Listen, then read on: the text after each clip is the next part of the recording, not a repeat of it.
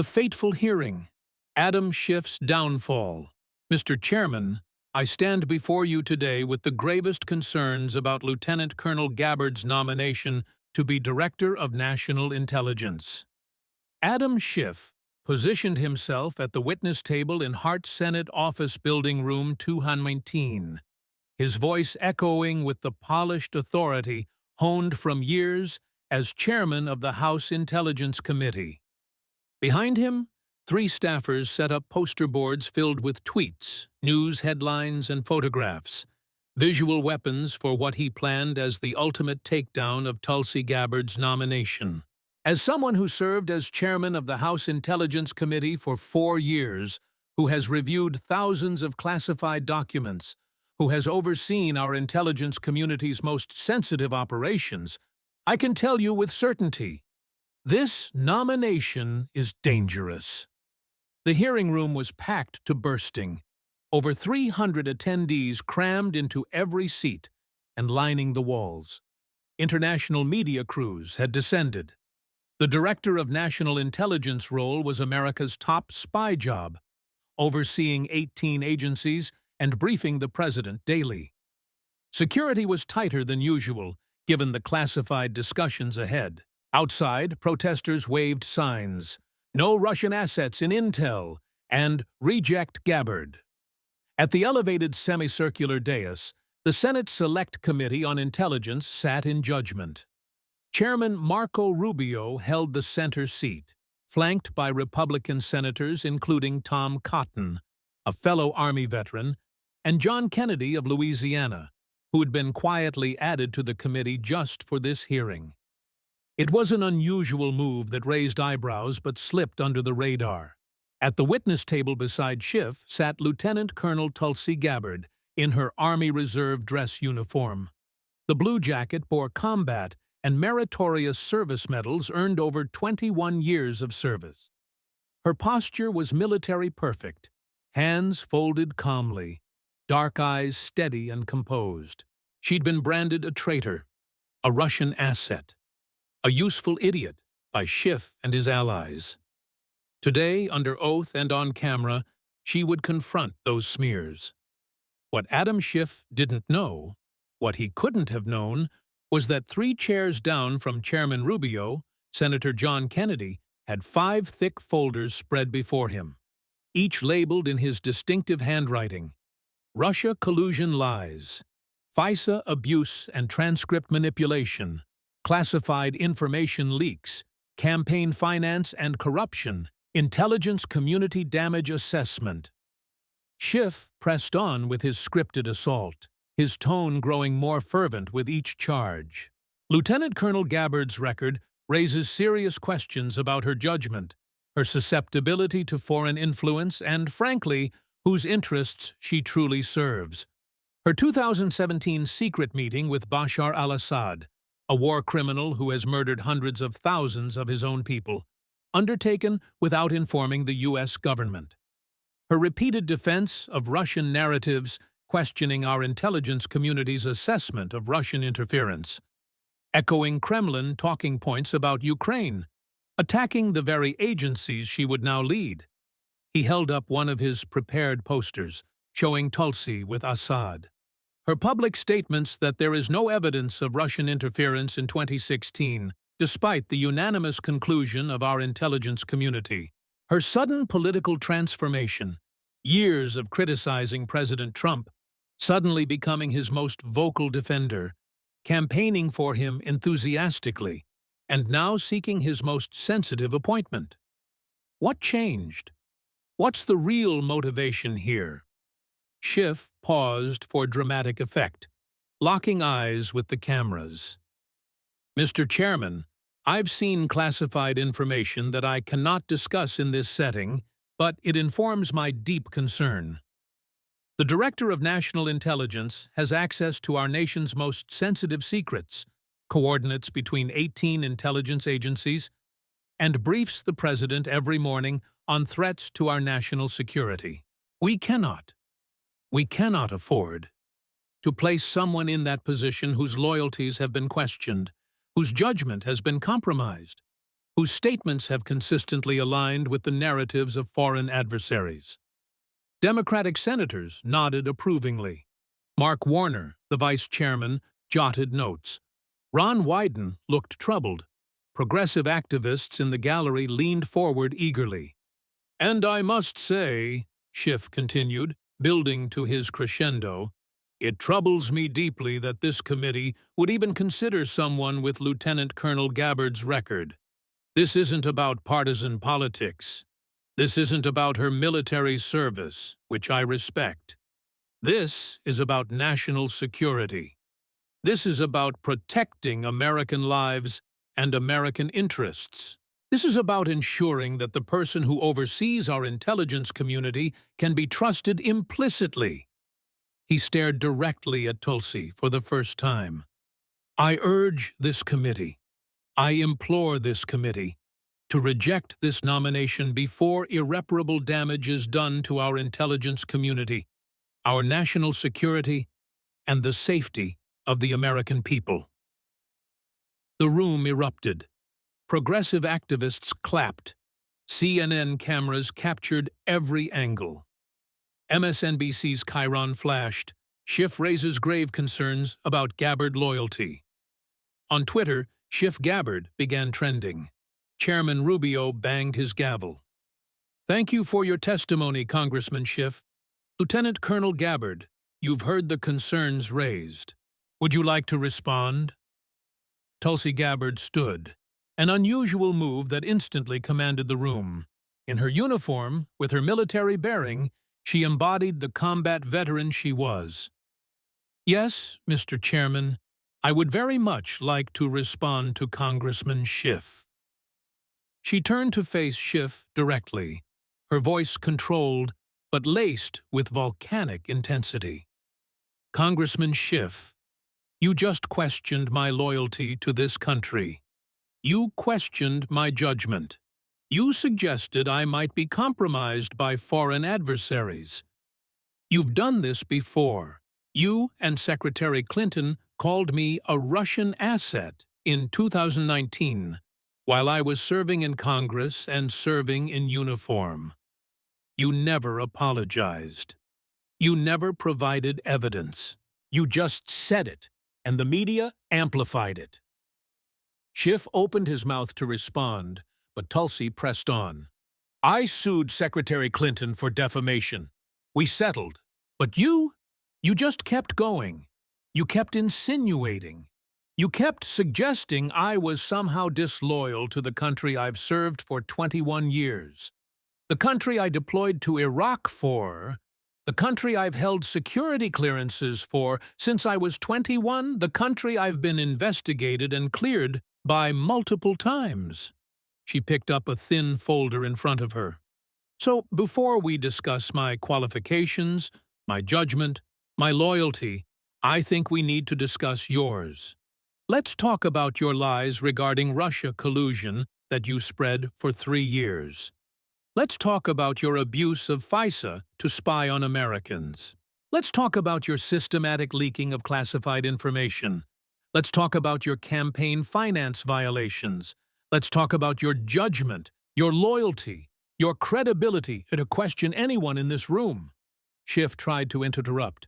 "Lieutenant Colonel, I came here as a witness to discuss. You came here to destroy my nomination using lies and innuendo, just like you did in 2019.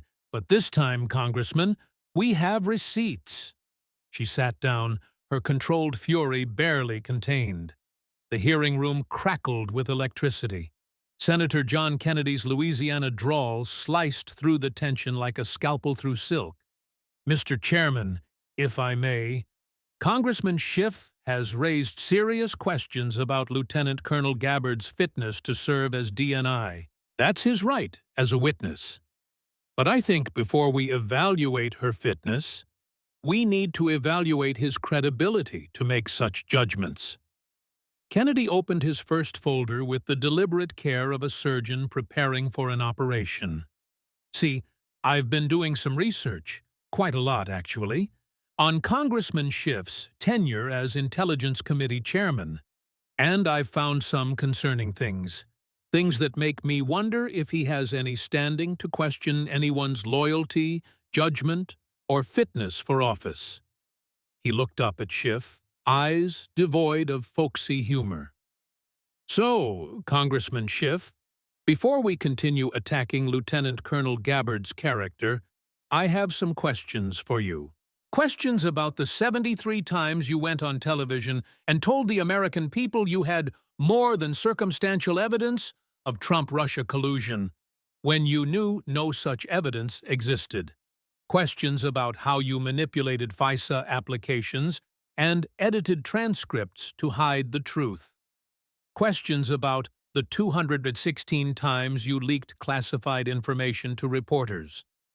Questions about millions in questionable campaign funds and payments. Kennedy's voice dropped to something cold and dangerous. And most importantly, questions about whether you, not Lieutenant Colonel Gabbard, are the real threat to our intelligence community and our national security. The hearing room exploded in reaction. Republicans looked grimly satisfied. Democrats looked panicked. Reporters typed frantically. Adam Schiff sat frozen in his chair. He'd come to destroy Tulsi Gabbard's nomination. He'd prepared his attack meticulously, assembled his evidence, positioned himself as the guardian of intelligence integrity. He hadn't prepared for this. He hadn't prepared for a combat veteran he'd personally slandered to have evidence of his misconduct. He hadn't prepared for John Kennedy to have documentation of every lie, every leak, every abuse of power. He'd walked into an ambush, and there was no way out.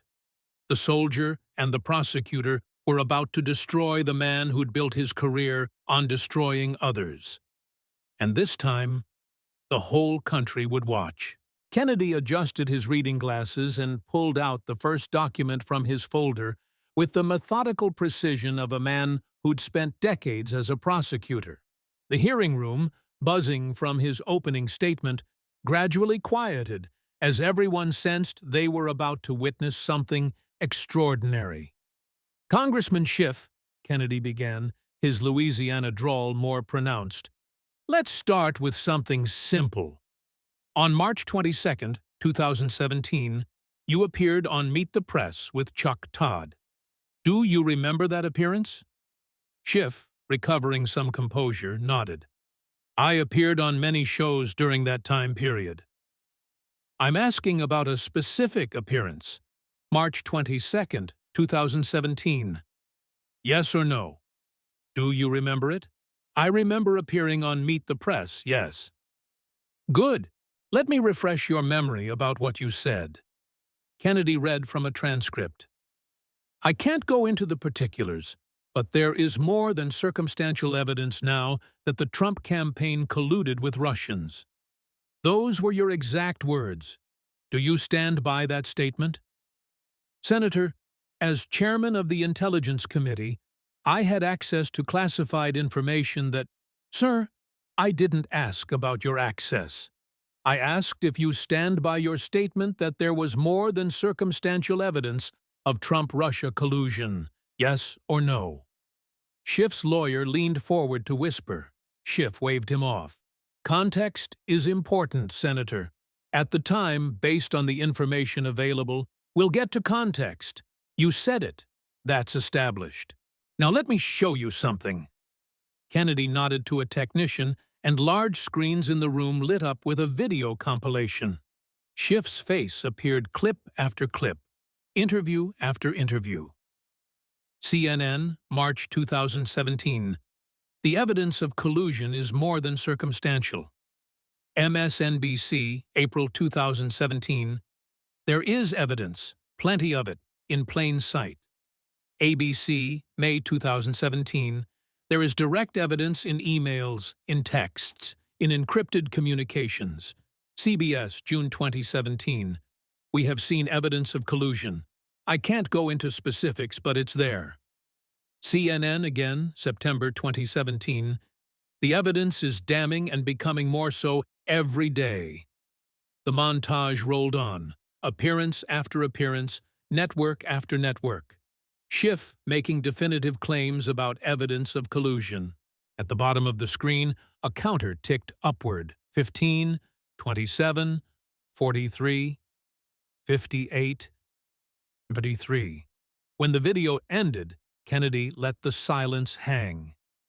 73 times, Congressman. We counted them. 73 separate occasions where you went on national television and told the American people you had evidence, not suspicions, not concerns, but evidence of Trump-Russia collusion. Direct evidence. Damning evidence. More than circumstantial evidence. Kennedy pulled out a thick stack of documents. But we now know, thanks to the Mueller report, the Inspector General's investigation, and the declassified House Intelligence Committee transcripts that you tried to keep hidden for as long as possible, we now know that you had no such evidence. None. Zero. Zilch. He began reading from the declassified transcripts, his voice taking on a prosecutor's rhythm. Let me share what your own witnesses said behind closed doors, in classified sessions, while you were telling America something completely different on television. James Clapper, Director of National Intelligence, testified March 2017, I never saw any direct empirical evidence that the Trump campaign or someone in it was plotting / conspiring with the Russians to meddle with the election. John Brennan, CIA Director, testified May 2017, I don't know whether such collusion existed. I don't know. I have suspicions, but I don't have evidence. James Comey, FBI Director, testified March 2017, we have investigated possible coordination, but we have not been able to prove conspiracy between the Trump campaign and Russia. Susan Rice, National Security Advisor, testified September 2017.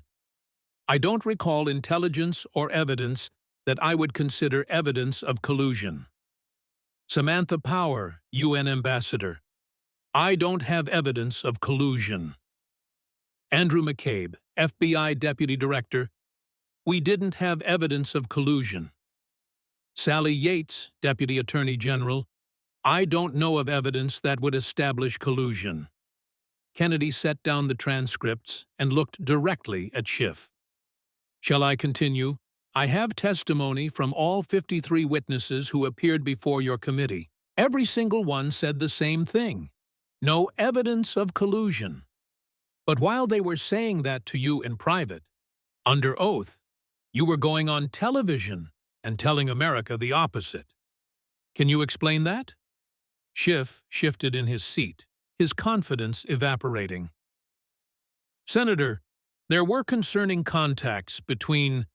I didn't ask about concerning contacts. I asked about evidence of collusion. You said you had it, 73 times. Where was it? The Mueller investigation found no collusion. The Mueller report's conclusion was clear. The investigation did not establish that members of the Trump campaign conspired or coordinated with the Russian government in its election interference activities. No collusion. After 2 years, 500 witnesses, 2,800 subpoenas, and $32 million spent. No collusion. Kennedy pulled out another document. But here's what really interests me, Congressman. These are emails between you and your communications director from April 2017. Let me read one from Adam Schiff to communications director. Subject, media strategy. We need to keep the Russia narrative front and center. Book me on as many shows as possible. The more we say there's evidence, the more it becomes accepted as fact. Don't worry about proving it. That's not the goal. The goal is keeping Trump on defense and building public support for impeachment. Kennedy paused, letting the words sink in. Sir, you knew you couldn't prove collusion. Your own email says, don't worry about proving it. You were lying, deliberately, systematically, with full knowledge that you were deceiving the American people. The hearing room erupted. Republican senators leaned forward intently. Democrats looked stricken. Reporters typed frantically. Senator Tom Cotton, the Arkansas Republican and former Army officer, leaned into his microphone. "Senator Kennedy, may I ask the witness a follow-up, please?" Cotton looked at Schiff with barely concealed contempt. "Congressman Schiff, I deployed to Iraq and Afghanistan, just like Lieutenant Colonel Gabbard. When politicians lie about intelligence matters, it erodes trust in our entire system. It makes it harder for intelligence professionals to do their jobs. It damages relationships with allies who wonder if they can trust us. You spent 3 years lying about Russia collusion. You damaged the intelligence community's credibility. You poisoned public discourse. And now you have the audacity to question Lieutenant Colonel Gabbard's judgment and fitness? Sir, the only judgment in question here is yours." Tulsi Gabbard raised her hand. Chairman Rubio nodded. "Thank you, Mr. Chairman. Congressman Schiff, while you were lying about Russia collusion to the American people, you were also calling me a Russian asset. Do you see the connection? You spent 3 years weaponizing false Russia accusations against President Trump. When I refused to go along with your narrative, when I questioned the intelligence community's politicization, you used that same weapon against me. You labeled anyone who disagreed with you as compromised. Anyone who questioned your narrative became a target." Her voice grew stronger, more forceful. "So my question is simple. If you lied 73 times about Trump-Russia collusion, why should anyone believe anything you say about Russia, about me, about threats to national security? You've proven you'll lie about Russia whenever it serves your political purposes. You have zero credibility on this issue." Kennedy let Tulsi's words hang before continuing. "Congressman, let's talk about the consequences of your lies. These aren't just political talking points. Your false accusations had real effects." He displayed a series of documents on screen. "This is your speaking fee disclosure. In 2016, before the Russia narrative, you made $47,000 in outside income from speeches and appearances. In 2017, when you started your Russia collusion campaign, that jumped to $312,000. In 2018, $584,000. In 2019, $891,000. By 2020, you'd made over $2 million in outside income, based largely on your status as the face of the Russia investigation." Kennedy pulled out another document. "And then there's your book, Midnight in Washington. Advance, $2.3 million. The book heavily promoted your Russia collusion claims and your role as Intelligence Committee Chairman fighting Trump. A book built on lies generated $2.3 million for you personally." He looked at Schiff with something approaching disgust. "You profited from lying to the American people. You made millions by going on television and claiming to have evidence you knew didn't exist. You built a brand as the Russia collusion expert. You parlayed that brand into book deals, speaking fees, media consulting contracts. You monetized your lies." Senator Marsha Blackburn jumped in. "Senator Kennedy, this is important. We're not just talking about political spin or exaggeration. We're talking about a member of Congress, the chairman of the Intelligence Committee, systematically lying to the American people for personal financial gain. Is that accurate?" "That's exactly accurate, Senator Blackburn, and it gets worse." Kennedy pulled out email records. These are emails between Congressman Schiff's office and various media outlets. They show a coordinated effort to place him on shows, provide him with talking points that emphasized his evidence claims, and maximize his media exposure. His staff literally created a Russia booking strategy document. he displayed the document on screen. Key quote: "Boss wants maximum exposure on Russia. Book him on any show that will have him. Message: discipline. Always say, 'We have evidence.' Never qualify it. Always express certainty. Confidence sells. The more definitive he is, the more he gets booked." Kennedy closed the first folder and looked at Chairman Rubio. "Mr. Chairman, we've now established several key facts. 1. Congressman Schiff went on television 73 times and claimed to have evidence of Trump-Russia collusion. 2. His own witnesses, under oath in classified sessions, told him no such evidence existed. 3. He knew he was lying, as evidenced by his own emails. 4. He profited enormously from these lies, over $2 million in speaking fees and book advances. 5. His staff developed a deliberate strategy to maximize media exposure based on these false claims. This isn't politics. This isn't spin. This is fraud. And this is the man who came here today to question Lieutenant Colonel Gabbard's honesty and integrity." He paused, letting that sink in. "We have 4 more folders to go, but I think we've established that Congressman Schiff has a serious credibility problem when it comes to Russia, intelligence matters, and telling the truth. Everything he said about Lieutenant Colonel Gabbard today should be viewed through that lens." Schiff's face had gone from confident to pale. His lawyer was writing furiously, preparing some response. But Kennedy wasn't finished. "Before we move to folder 2, which covers FISA abuse and transcript manipulation, does anyone on this committee have questions for Congressman Schiff about his Russia collusion lies?" Senator Josh Hawley raised his hand. "Just one question. Congressman Schiff, do you still maintain that you had evidence of Trump-Russia collusion?"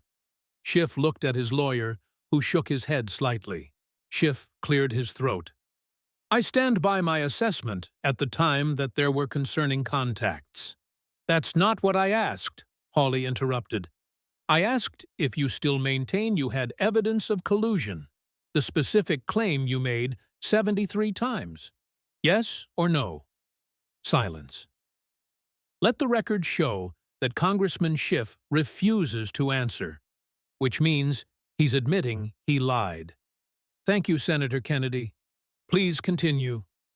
Kennedy smiled that slow Louisiana smile and reached for his second folder, labeled FISA Abuse and Transcript Manipulation. "Oh, we're just getting started." Kennedy opened the second folder with the gravity of someone about to present murder weapon evidence. The hearing room, already tense from the Russia collusion revelations, seemed to hold its collective breath. "Congressman Schiff, let's talk about the Foreign Intelligence Surveillance Act, FISA. As Intelligence Committee Chairman, you oversaw FISA applications. You understood how the system worked. You knew the rules, correct?" Schiff, trying to regain composure, nodded. "FISA is an important tool for national security." "I didn't ask if it was important. I asked if you understood how it worked. The rules, the requirements. Yes or no?" "Yes." "Good. Then you understood that FISA requires probable cause that an American citizen is acting as an agent of a foreign power. It requires verified evidence. It requires honesty with the FISA court, doesn't it?" "Of course." "Then explain the Carter Page FISA application." Kennedy displayed the Inspector General's report on the screen. "This is Michael Horowitz's report on FISA abuse. Mr. Horowitz is the Inspector General, a nonpartisan official appointed by President Obama. Let me read his key findings. The FBI made 17 significant errors and omissions in the Carter Page FISA applications that were not in keeping with the expectations of the Office of Intelligence Policy and Review or the FISA court. The FBI omitted information that the Steele dossier's primary subsource had disavowed the information attributed to him. FBI attorney Kevin Kleinsmith altered an email from the CIA to make it appear that Carter Page was not a source for the CIA when he actually was. The FBI failed to inform the court that Christopher Steele was working for the Clinton campaign and DNC. The FBI used circular reporting, citing news articles that were based on Steele's information to corroborate Steele's claims. 17 violations, Congressman. Not mistakes, not oversights. Violations. The FBI lawyer pleaded guilty to falsifying evidence. Kennedy pulled out more documents. But here's what's fascinating. In February 2018, Congressman Devin Nunes released a memo detailing FISA abuse. He said the FBI failed to disclose that the dossier was funded by Clinton and the DNC.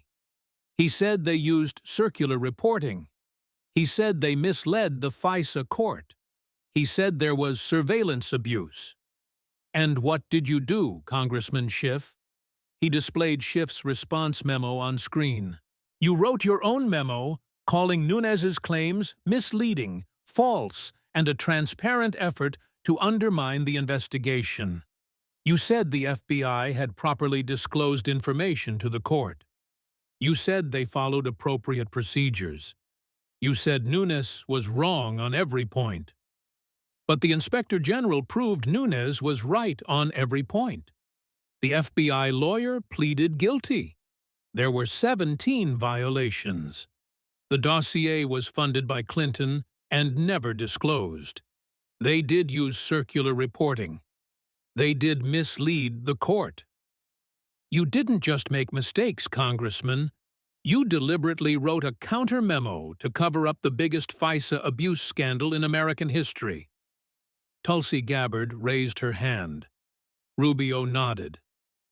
Mr. Chairman, may I explain what this means from an operational perspective? Please, Lieutenant Colonel.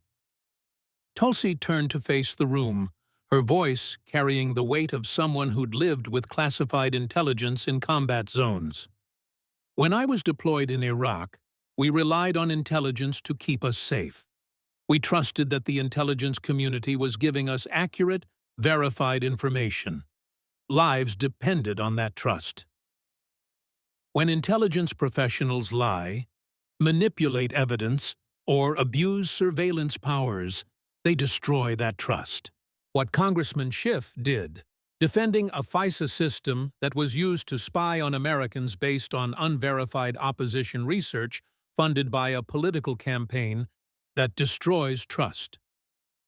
When career intelligence officers saw their leaders covering up abuse, manipulating information for political purposes, they lost faith in the system. I've held security clearances for 21 years. I understand how sacred the trust is between intelligence professionals and the American people. Congressman Schiff violated that trust. He defended a corrupt process. He attacked those who exposed it.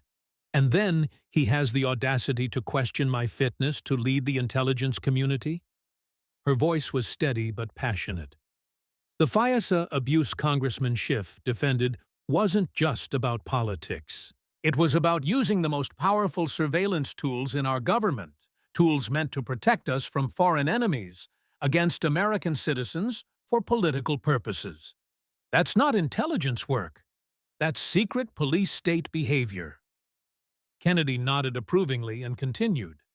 But it gets worse, Mr. Chairman, much worse, because Congressman Schiff didn't just defend FISA abuse in his public memo.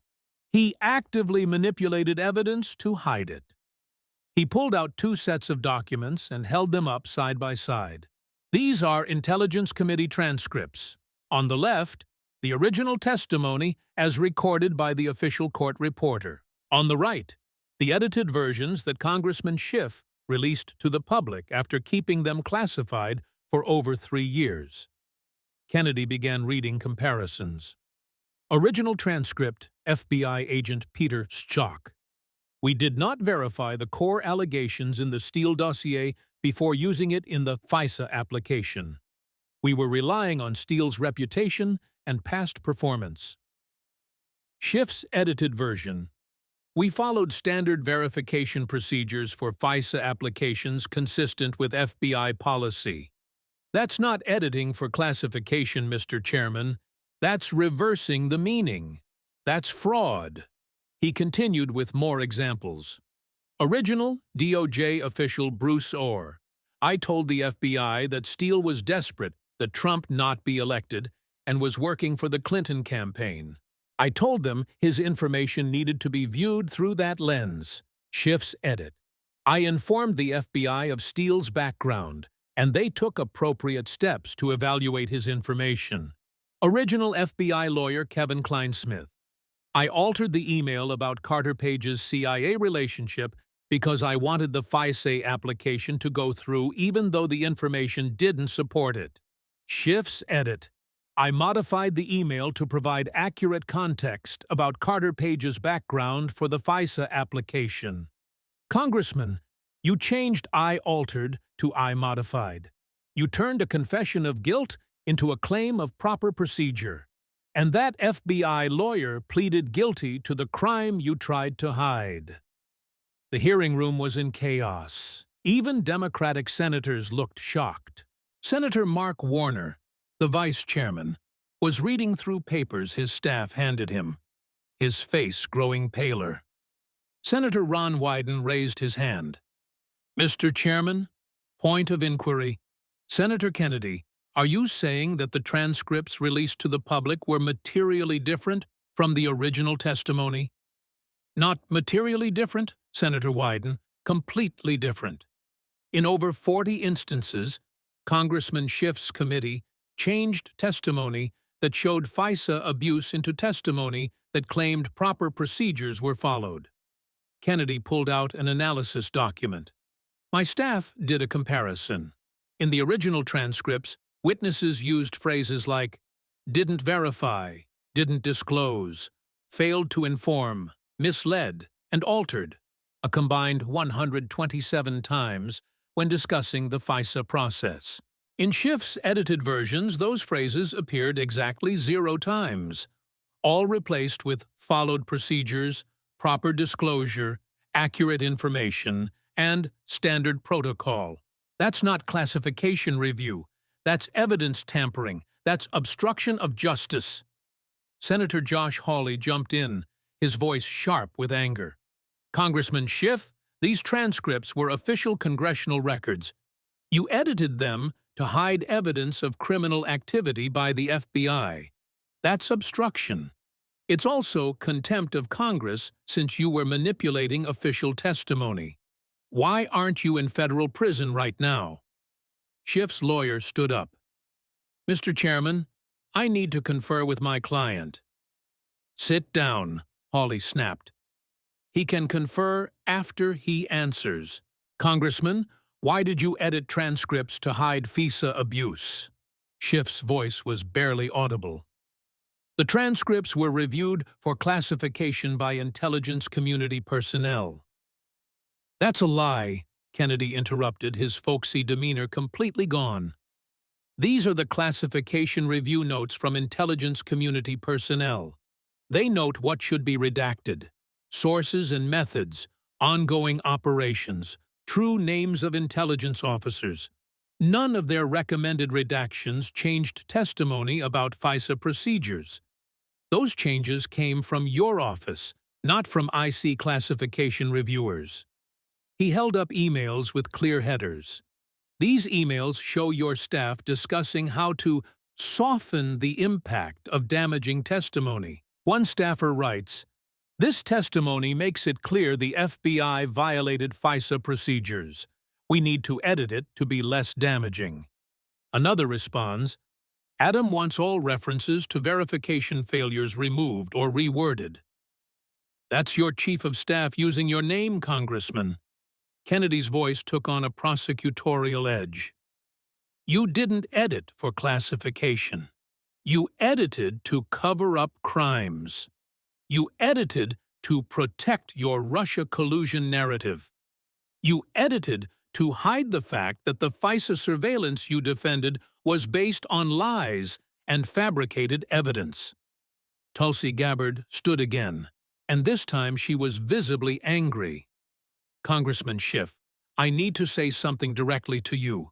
When you abuse FISA, when you spy on Americans based on political opposition research, when you cover up that abuse, when you edit transcripts to hide it, you're not just playing politics.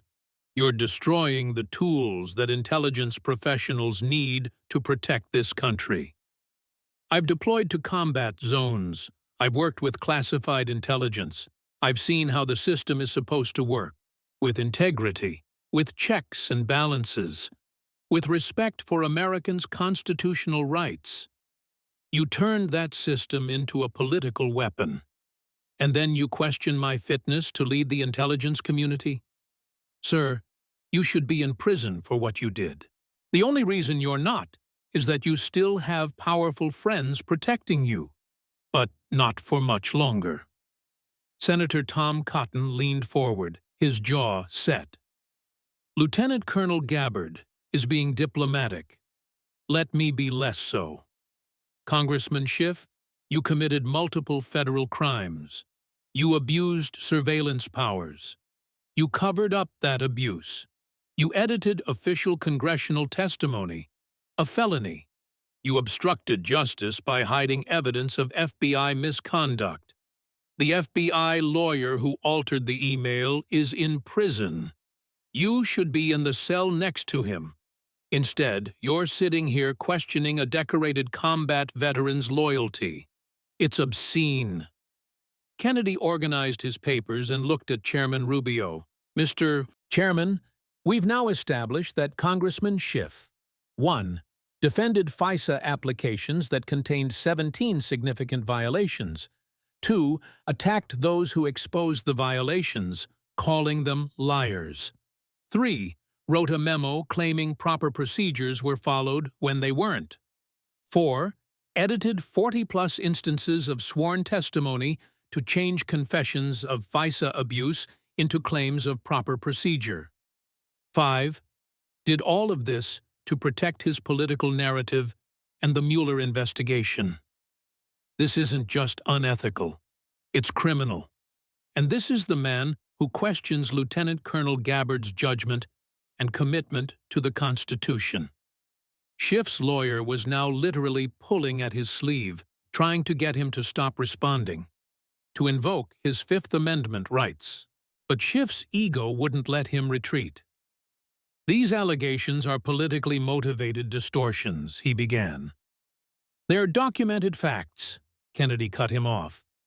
"Every word I've said is backed by Inspector General reports, court documents, emails, and the original transcripts your office tried to hide.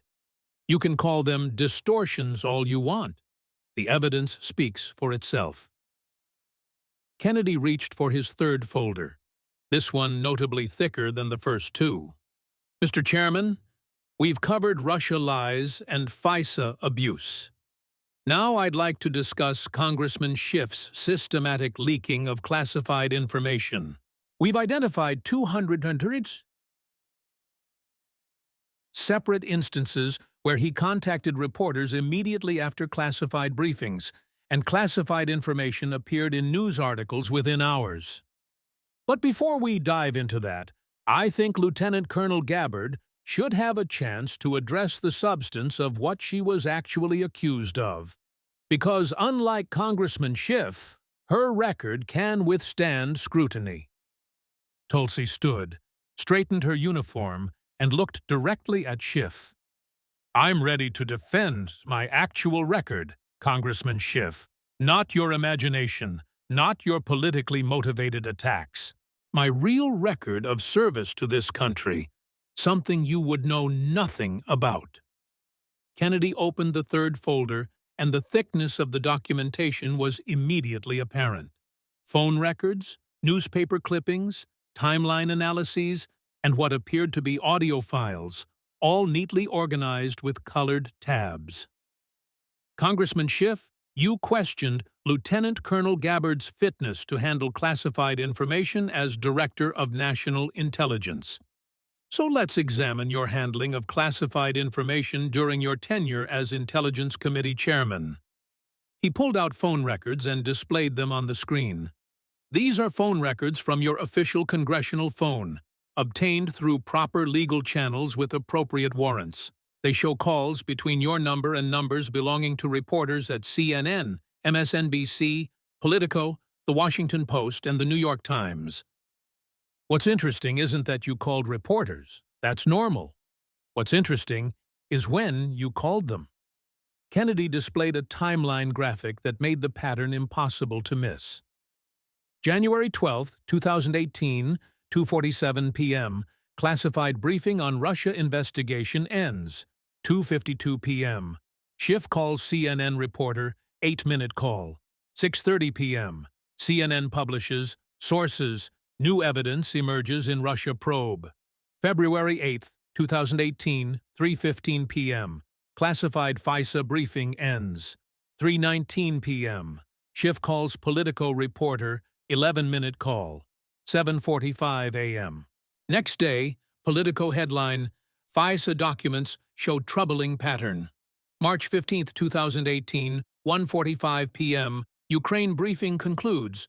1:51 p.m. Schiff calls MSNBC producer, 6-minute call. 8:00 p.m. Rachel Maddow opens with, breaking, new Ukraine intelligence. These calls happened minutes after classified briefings ended, and stories containing classified information appeared hours later. We counted 216 in this pattern over 4 years. 216 times you called reporters within minutes of leaving classified briefings. 216 times articles with classified information appeared shortly after. He paused to let the numbers sink in. Now, you might claim these calls were about scheduling or general political strategy or unclassified matters. So let me address that directly. Kennedy nodded to the technician, and an audio file began playing over the hearing room speakers. The quality was crystal clear. Schiff's voice. I can't be quoted directly, but you can say sources familiar with the committee's work told you the key detail is that the intercepts show direct contact between, reporter's voice, Adam, this sounds classified. Are you sure you should be telling me this? Schiff, I'm the chairman. I decide what the public needs to know for oversight purposes. The intelligence community works for Congress, not the other way around. Reporter, but if this gets traced back to you, Schiff, it won't. I've been doing this for years. Nobody tracks these calls. Just write the story and use the attribution I gave you. The recording stopped. The hearing room was in absolute shock. Kennedy let the silence hang for a long moment before speaking. I've been doing this for years. Your words, Congressman. I decide what's classified. Nobody tracks it. Well, sir, someone did track it. And we have 216 calls with timeline correlations, and in several cases, recordings of you leaking classified information. He pulled out another document. Now, you might be wondering where these recordings came from. One of the reporters you leaked to, I won't name them because they're cooperating with a federal investigation, recorded your conversations for their own legal protection. D.C. is a one-party consent jurisdiction, meaning only one party to a conversation needs to consent to recording. That reporter consented. The recordings are legal. And we have several of them. Kennedy played another clip. Schiff. The intelligence assessment shows Putin personally ordered the operation. We briefed on this morning, but it won't be public for weeks. You can break it now if you use proper attribution. Reporter. How do I know this won't come back on you? Schiff. Because I've leaked hundreds of stories over the years, and nobody has ever traced it back to me. The system doesn't work that way. As long as you protect your source in your notes, there's no trail. Kennedy stopped the recording. Leaked hundreds of stories over the years. That's your own admission, Congressman. Under normal circumstances, that would be enough to refer you for prosecution. But let's talk about the consequences of your leaks, because they weren't just political embarrassments. They had real operational impact. Tulsi Gabbard raised her hand, her expression grave. Rubio recognized her immediately. "Thank you, Mr. Chairman. I'd like to explain what leaking classified information means in operational terms, because I don't think most Americans understand the full consequences." She stood and addressed the room directly, her voice carrying the weight of combat experience. When Congressman Schiff leaked information about intercepts or intelligence assessments or FISA applications, he wasn't just sharing abstract information. He was potentially revealing sources, how our intelligence comes from, whether that's human assets or technical collection methods, how we collect intelligence, what systems we use, what capabilities we have, targets, what we're investigating, and who we're monitoring, timelines, when operations are happening or what investigative steps are being taken. When that information appears in newspapers, adversaries, Russia, China, Iran, terror organizations, they monitor our media. They see what's been leaked. They reverse engineer how we got that information. And then they adapt. They change their communication methods. They hunt for potential sources. They plug security holes we were exploiting. Her voice grew more intense. People can die because of leaks. Sources can be compromised. Operations can be burned. Intelligence officers can be put at risk. I've deployed to combat zones where leaked intelligence meant we lost critical information about terrorist networks. It's not abstract. It's not just politics. It's lives. Kennedy pulled out a classified document with heavy redactions. Lieutenant Colonel Gabbard is exactly right. This is a damage assessment conducted by the Office of the Director of National Intelligence regarding leaks during Congressman Schiff's chairmanship. Most of it is classified, but I can read the unclassified summary. Between January 2017 and December 2020, the intelligence community identified 216 instances of unauthorized disclosure of classified information that correlate with contacts between House Intelligence Committee personnel and media outlets. These disclosures resulted in compromise of 7 intelligence sources, 3 lost contact, 4 required emergency relocation, exposure of 12 collection methods requiring costly replacement, premature termination of 5 ongoing investigations, damage to liaison relationships with 3 allied intelligence services, estimated cost to replace compromised sources and methods, $47 million. Congressman Schiff, your leaks cost the intelligence community $47 million and compromised intelligence operations that were protecting Americans. And you want to question Lieutenant Colonel Gabbard's fitness to handle classified information? Tulsi spoke again, and this time there were tears in her eyes, though her voice remained steady. "Mr. Chairman, I'd like to share something personal. In 2018, I was briefed on a classified operation in Syria. I can't discuss details, but it involved intelligence collection on terrorist networks planning attacks. 2 weeks after that briefing, details appeared in the Washington Post. The article mentioned specific locations, specific collection methods, specific terrorist cells being monitored. Within 24 hours, those terrorist cells had changed their patterns. They moved. They switched communication methods. The intelligence we'd been gathering went dark. 3 months later, those same terrorists conducted an attack that killed 8 people, including 2 Americans. I believe, they were able to operate more freely because they knew we were monitoring them, because someone leaked classified information about the operation. I don't know for certain it was Congressman Schiff, but the pattern matches his 216 other leaks, and the consequences were deadly." She wiped her eyes, but maintained her composure.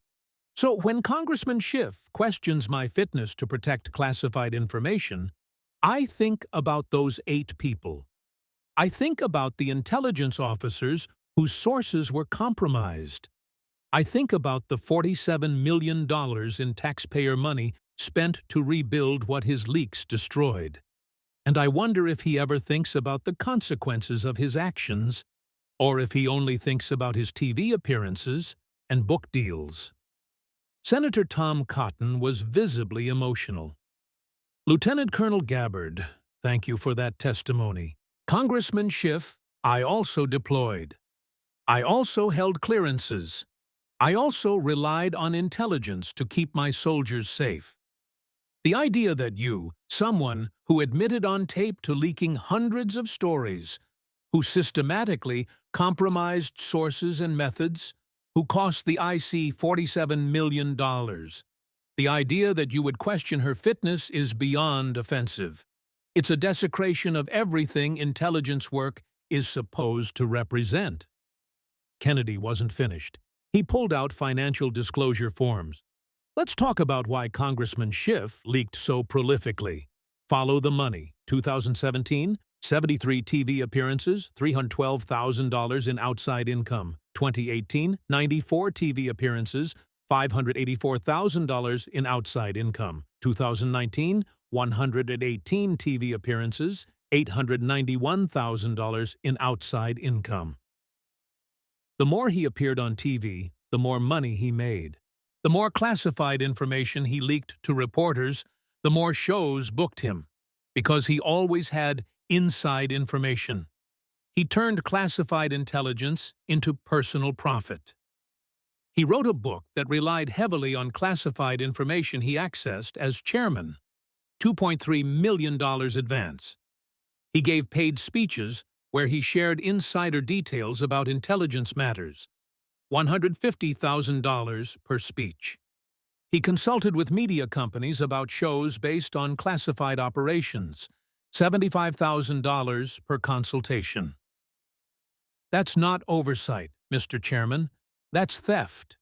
He stole classified information that belonged to the American people and sold it for personal profit. Kennedy pulled out one more document. And here's the kicker. Congressman, are you aware that the Department of Justice opened an investigation into unauthorized disclosure of classified information during your tenure as Intelligence Committee Chairman? Schiff's face went white. I'm not aware of any. It was opened 6 weeks ago. Grand jury has been impaneled in the Eastern District of Virginia.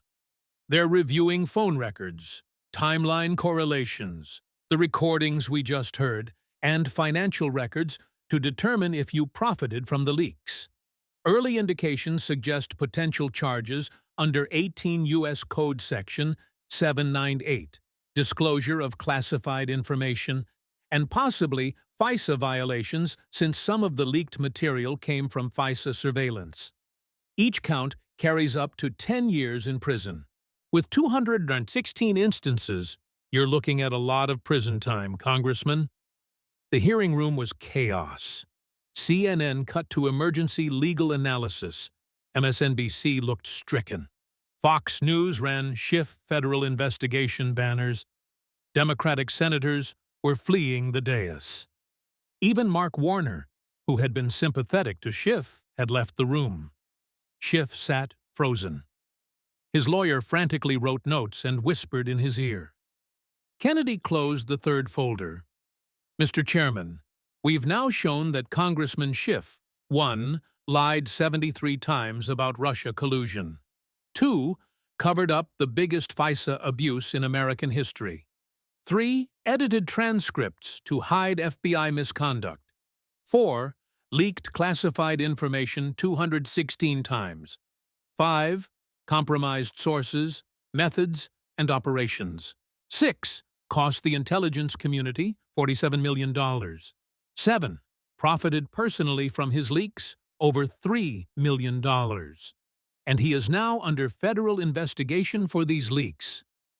And this is the man who came here to question a 21-year combat veteran's fitness to lead the intelligence community. It's not just absurd, it's obscene. He picked up his fourth folder. We have 2 folders remaining. One covers Congressman Schiff's campaign finance violations and connections to the Feeding Our Future fraud scheme. The other contains Lieutenant Colonel Gabbard's actual responses to his specific accusations about Syria, Assad, and Russia, which she's been waiting patiently to address. But I think we should take a recess. Congressman Schiff looks like he needs to consult with his attorney about that federal investigation he just learned about on national television. It wasn't mercy. It was strategic cruelty. Let Schiff sit with the knowledge that a grand jury was reviewing his conduct. Let him panic about the recordings. Let him realize that everything, absolutely everything, had been documented, tracked, and was now being used to destroy him. Because they weren't done. Not even close.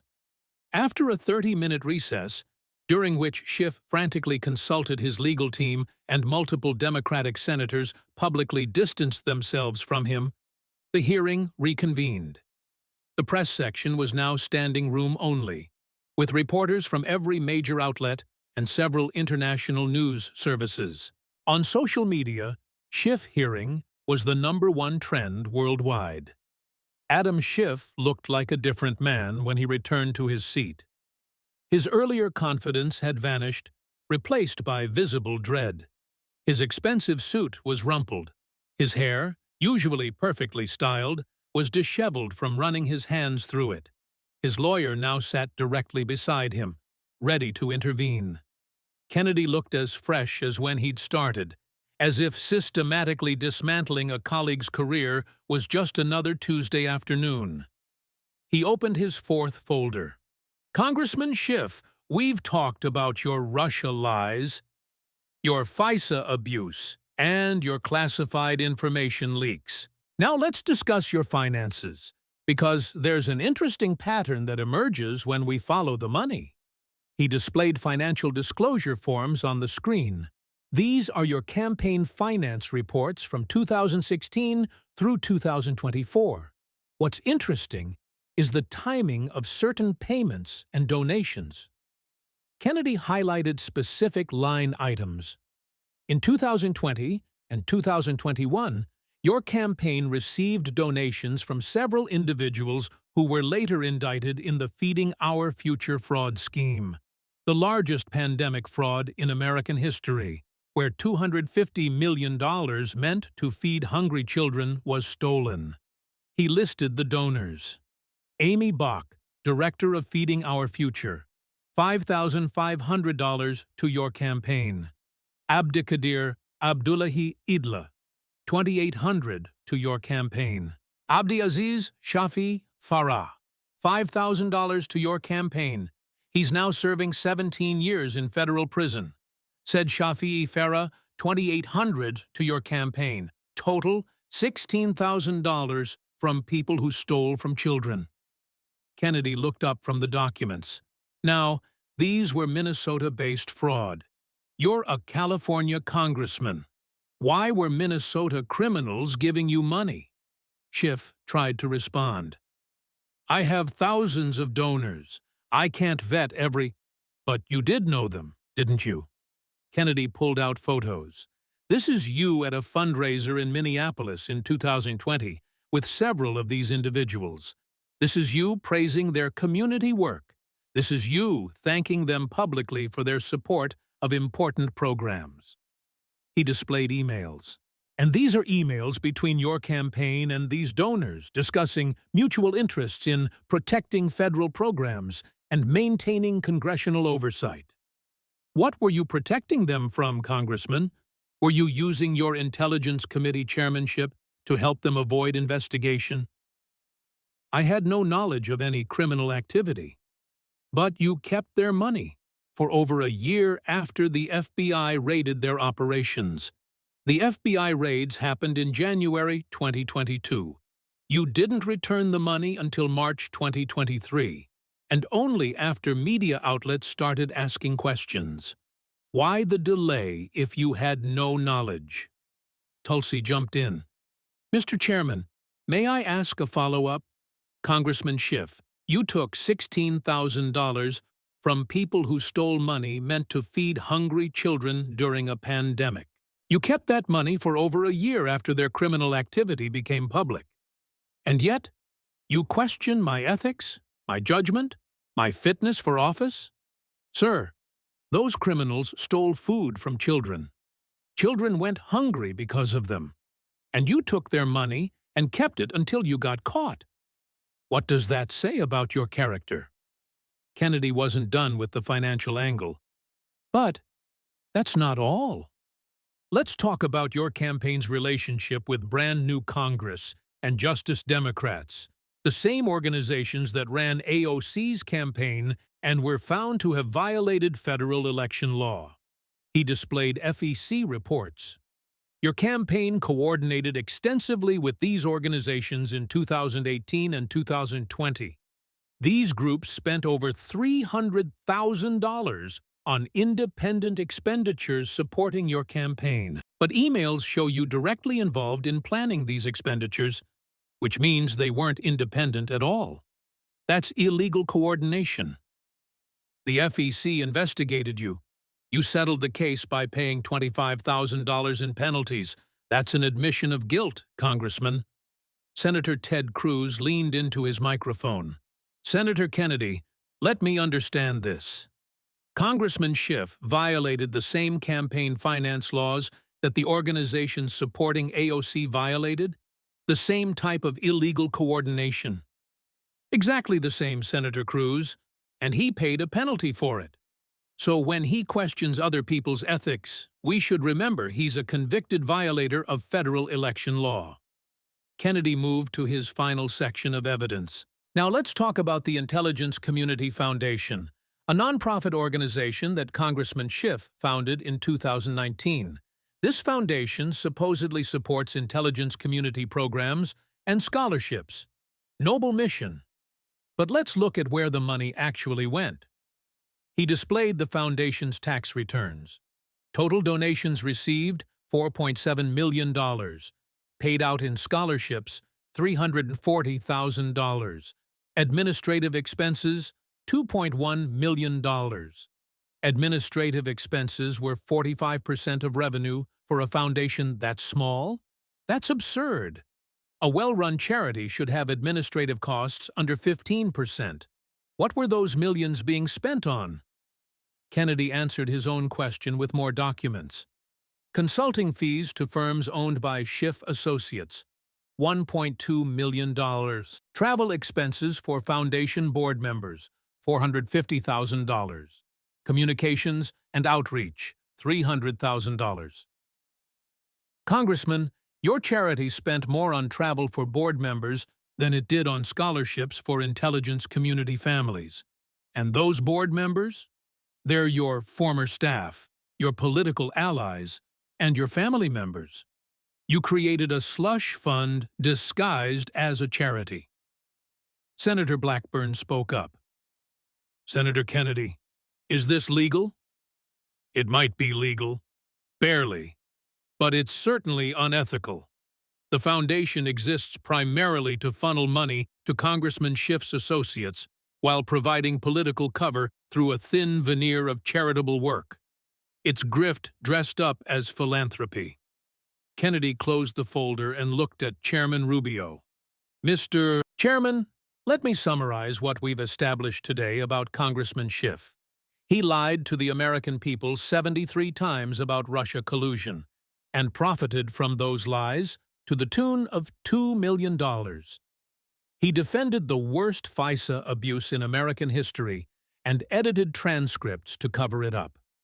He leaked classified information 216 times, compromising intelligence sources and methods, costing taxpayers $47 million, and endangering American lives. He violated federal campaign finance laws and paid penalties.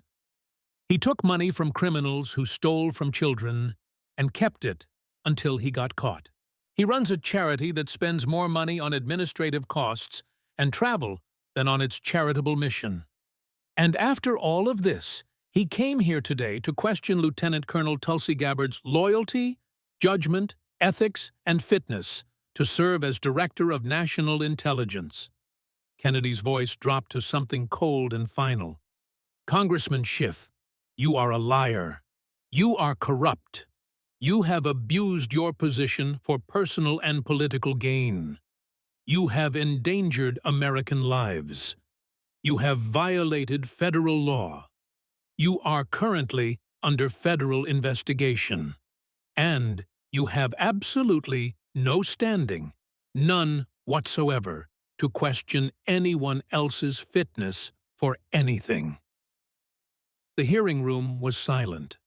Kennedy turned to Tulsi. Lieutenant Colonel Gabbard, you've been waiting patiently to respond to Congressman Schiff's specific accusations about your Syria trip and your statements about Russia. The floor is yours. Tulsi stood, and for the first time all day, she spoke at length about her actual record. Thank you, Senator Kennedy, and thank you, Mr. Chairman. I want to address Congressman Schiff's accusations directly and completely. First, Syria and Assad. In 2017, I traveled to Syria on a fact-finding mission. I disclosed this trip properly to the House Ethics Committee and the State Department. I met with religious leaders, refugees, and opposition members, and yes, we were given an unplanned meeting with Assad. I didn't request it. I didn't seek it out. But when you're on the ground in a war zone, gathering information about what's actually happening, you take meetings with relevant parties. I came back and reported what I saw. That regime change wars have consequences. That toppling Assad would likely lead to ISIS or Al-Qaeda gaining territory. That we needed to be clear-eyed about our objectives. And I was right. Look at what happened in Libya when we toppled Gaddafi. Look at Iraq after Saddam. I wasn't defending Assad, he's a brutal dictator. I was opposing another disastrous regime change war that would cost American lives and create more terrorism. Congressman Schiff calls this defending Assad. No, it's called learning from history and trying to prevent more failed interventions. Second, Russia. I've never defended Russia. I've questioned whether every single action Russia takes requires military confrontation from us. I've questioned NATO expansion policy. I've questioned whether we should be in a proxy war in Ukraine without clear objectives. These are legitimate foreign policy debates. Disagreeing with the bipartisan consensus doesn't make you a Russian asset. It makes you someone willing to think critically about foreign policy. Congressman Schiff calls this echoing Kremlin talking points. By that logic, any American who questions military intervention is a foreign agent. That's not how democracy works. Third, my so-called sudden transformation supporting President Trump. I didn't suddenly transform. I've been consistent. I oppose regime change wars. I support civil liberties. I believe in putting America first. President Trump ran on ending endless wars. President Biden continued them. I support anyone, regardless of party, who shares my foreign policy principles. That's not suspicious. That's principled. And finally, to address the elephant in the room, Congressman Schiff and Secretary Clinton called me a Russian asset. They provided no evidence. None. I've been investigated repeatedly. Background checks for my security clearances, opposition research by political opponents, FBI counterintelligence reviews. I've been cleared every single time. I've served this country in uniform for 21 years. I've deployed to combat zones. I've held security clearances for 2 decades. I've worked on intelligence matters in Congress for years. My loyalty is to the Constitution and to the American people. Congressman Schiff's loyalty is to himself, his party, his book deals, his TV appearances. He lies, he leaks, he manipulates, he corrupts. And then he has the audacity to question my patriotism? Sir, I'm a soldier. You're a fraud. I serve my country. You serve yourself. I protect classified information. You sell it. I tell the truth, even when it's uncomfortable. You lie, even when the truth would be easier. You came here to destroy my nomination. Instead, you've destroyed yourself. And I'm grateful that the American people got to see exactly who you really are. She sat down. The hearing room erupted in applause, from Republicans, but also from some Democrats, and even members of the press who'd been critical of her nomination. Senator Cotton stood up, breaking protocol. Mr. Chairman, I move that we vote immediately on Lieutenant Colonel Gabbard's nomination. We've heard more than enough. Congressman Schiff's accusations have been thoroughly refuted. Not just refuted, but reversed on him. Every charge he made against her applies to him tenfold. I urge all my colleagues to vote yes. The vote came 3 days later. The Senate confirmed Tulsi Gabbard as Director of National Intelligence by a vote of 54-46, with 4 Democrats joining all Republicans: Joe Manchin, John Tester, Kirsten Sinema, and, surprisingly, Mark Warner, who said in a floor speech that Congressman Schiff's testimony made clear that the accusations against Lieutenant Colonel Gabbard were politically motivated and unfounded. But the vote was almost an afterthought. The story was what happened to Adam Schiff. The first 72 hours. Within an hour of the hearing ending, video clips had been viewed over 300 million times globally. Every major news outlet, CNN, MSNBC, Fox, BBC, Al Jazeera, ran special coverage. The recordings of Schiff admitting to leaking classified information played on loop. By midnight, 3 things happened. First, the Department of Justice announced that Schiff's security clearance was suspended pending the outcome of the grand jury investigation into unauthorized disclosure of classified information. Second, House Minority Leader Hakeem Jeffries issued a statement requesting that Schiff resign from Congress to avoid further damage to the institution and to allow for a proper investigation without the distraction of his continued service. Third, his publisher canceled his next book contract and demanded the return of the $2.3 million advance for his first book, claiming it was obtained through misrepresentation and potentially illegal disclosure of classified information. Week 1. Schiff refused to resign. "I will not be intimidated by politically motivated attacks," he said in a defiant press conference that drew fewer than 20 reporters. But the political isolation was complete. Nancy Pelosi, when asked about Schiff, said only, "I have no comment on matters under investigation." Chuck Schumer literally turned and walked away when reporters asked about him. Every Democratic senator who'd worked with him issued statements distancing themselves. His congressional office emptied. Staffers resigned en masse. 12 of his 15 staff members quit within 5 days. His chief of staff's resignation letter leaked. "I cannot in good conscience continue to work for someone who has lied repeatedly, compromised national security, and used his position for personal enrichment." The House Ethics Committee opened a formal investigation, even though he was no longer on any committees. They'd been removed from all of them.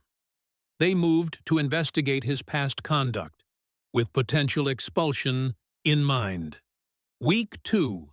The grand jury in the Eastern District of Virginia indicted Schiff on 14 counts of unauthorized disclosure of classified information under 18 U.S.C. Section 798. Each count carried a maximum of 10 years in prison. The indictment included transcripts of the recorded phone calls with reporters and detailed timeline analyses showing the pattern of leaks. His lawyer held a press conference claiming political persecution. No mainstream media outlet covered it live. Even MSNBC, which had been his most reliable platform, declined to air it, running regular programming instead. Week 3.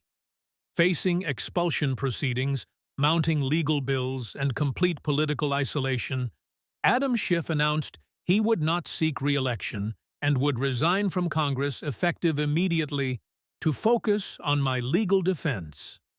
His resignation statement claimed he was a victim of a coordinated right-wing attack designed to silence those who speak truth to power. The statement was widely mocked. Even his former allies rolled their eyes. His congressional pension was in jeopardy. If convicted of the federal charges, he would lose it entirely under the Honest Leadership and Open Government Act. 6 months later, Schiff's trial began. The evidence was overwhelming. Phone records, the recorded conversations, testimony from intelligence officials about the damage caused by his leaks, financial records showing his profits from media appearances. His defense claimed he was exercising congressional oversight authority. The jury didn't buy it. After 4 days of deliberation, they convicted him on 11 of 14 counts. The judge, an Obama appointee, showed no mercy. Mr. Schiff, you held one of the most sensitive positions in our government. You were entrusted with classified information meant to protect the American people. You violated that trust repeatedly and systematically. You compromised sources. You endangered operations. You profited personally from your betrayal. This court sentences you to 8 years in federal prison. Schiff was also ordered to pay $47 million in restitution, the amount his leaks cost the intelligence community. He immediately filed for bankruptcy. For Tulsi Gabbard. As Director of National Intelligence, Tulsi Gabbard's first 100 days were marked by sweeping reforms. She implemented new security protocols for classified briefings, including call logs and electronic device monitoring for committee members and staff. She created a whistleblower protection office within ODNI specifically for intelligence community personnel who witnessed classification abuse. She launched a damage assessment for all leaks during Schiff's chairmanship, identifying and protecting remaining sources at risk. She testified before Congress 12 times in her first year, answering every question directly and honestly, a stark contrast to previous DNIs who'd stonewalled oversight. Her approval ratings were remarkable, 67% overall, including 41% of Democrats. Even critics who'd opposed her nomination admitted she was doing an excellent job. The Washington Post editorial board, which had opposed her nomination, wrote, "Director Gabbard has proven to be a professional, competent leader who takes her responsibility to protect both national security and civil liberties seriously. Her critics, ourselves included, were wrong." For Kennedy, Senator Kennedy did exactly what everyone expected.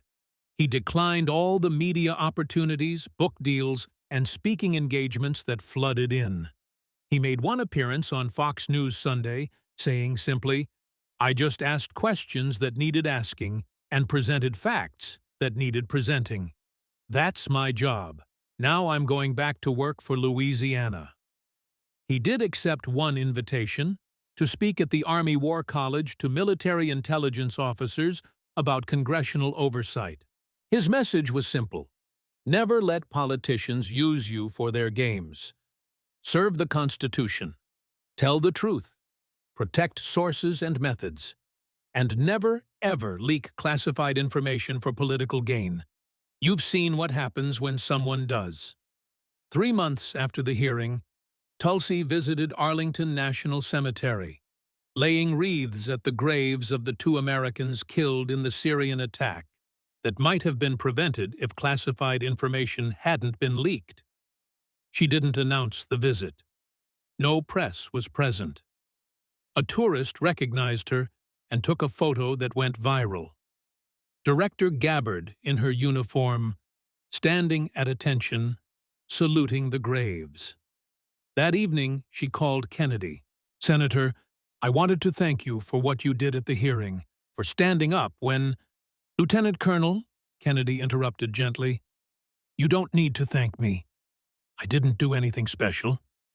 I just told the truth, something Congressman Schiff should have tried. Still, you didn't have to go that hard. You didn't have to prepare that extensively. Kennedy chuckled. Well, when someone attacks a decorated veteran with lies, I tend to take it personally. And besides, I really don't like bullies, especially bullies who hide behind American flags while betraying everything that flag represents. He's going to prison. Yes, he is. 8 years. Not enough for what he did, but it's something. Do you think it'll change anything? Will other politicians learn from this? Kennedy was quiet for a moment. Some will, some won't. But maybe, just maybe, next time someone thinks about leaking classified information for a TV appearance, or lying about Russia for a book deal, or destroying someone's reputation for political gain, maybe they'll remember what happened to Adam Schiff, and maybe they'll think twice. I hope you're right. Me too, Lieutenant Colonel. Me too. Now go do your job. Protect this country. That's what you've always done.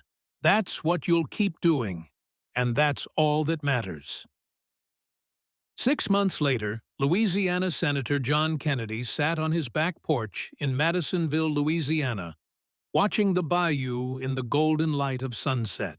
His grandson, Johnny Jr., sat beside him, both with fishing poles, lines disappearing into the dark water. "Papa," the boy said, "my teacher showed us a video of you in that hearing, the one with the lady soldier and the man who went to jail." Kennedy smiled. "Did she now?" "Yeah, you made that man cry." "Well, I didn't mean to make him cry. I meant to make him tell the truth. Sometimes, when people finally have to face the truth after lying for so long, it makes them emotional." "Was he a bad man?" Kennedy thought about how to answer that. He was a man who made bad choices. He chose power over principle. He chose money over duty. He chose lies over truth. And eventually, those choices caught up with him. Because you caught him? Because the truth caught him, son. I just helped the truth along a little bit. A bass tugged on Johnny's line. "I got one." "Then reel him in. Steady now. Don't rush it." As the boy fought the fish, Kennedy thought about Schiff in federal prison, about Tulsi leading the intelligence community with integrity, about the lesson, temporary though it might be, that Washington had learned. The bayou flowed on, patient and eternal, separating truth from lies, integrity from corruption, service from self-interest, just like it always had, just like it always would. And somewhere in Washington, politicians were learning. You can lie, you can leak, you can abuse power, but eventually, someone will have the receipts. And if you're lucky, that someone won't be John Kennedy. Because when he opens those folders, the bayou opens its mouth. And the bayou is always hungry.